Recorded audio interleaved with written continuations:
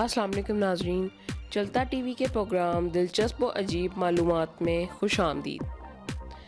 ناظرین، آج کی ویڈیو میں ہم ورلڈ ڈائبٹک ڈے کے حوالے سے بات کریں گے، جو کہ 14 نومبر کو پوری دنیا میں منایا جاتا ہے۔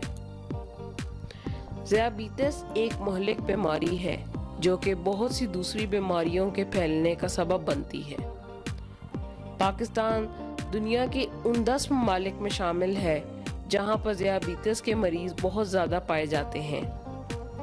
اس وقت پاکستان میں 9 ملین سے زیادہ افراد میں ذیابیطس کی بیماری پائی جاتی ہے اور یہ اضافہ دن بدن بڑھتا جا رہا ہے۔ موٹاپا اور غیر متوازن غذائیں وہ عوامل ہیں جن سے ذیابیطس کی بیماری پھیلتی ہے۔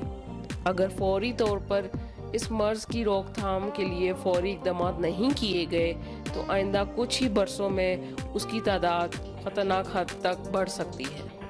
ذیابیطس کی 3 بڑی قسمیں ہیں، جن میں سے ایک ٹائپ 1 ذیابیطس جو کہ بچپن میں بچوں میں ہوتی ہے۔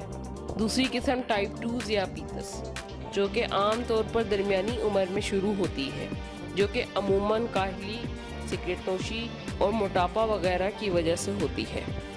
اور ٹائپ 3 ذیابیطس وہ بیماری ہے جو کہ حاملہ عورتوں کو ہو جاتی ہے۔ ذیابیطس ایک ایسی بیماری ہے جو کہ پوری دنیا میں تقریباً 35 کروڑ افراد میں پائی جا چکی ہے۔ یہ بیماری زیادہ تر افریقی ممالک اور ایشیائی ممالک میں پائی جاتی ہے۔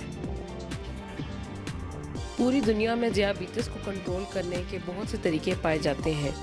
ان میں سے انسولین بھی ایک طریقہ ہے۔ سب سے بہترین طریقہ یہ ہے کہ ذیابیطس کے مریض کو اپنی خوراک بہتر کرنی چاہیے۔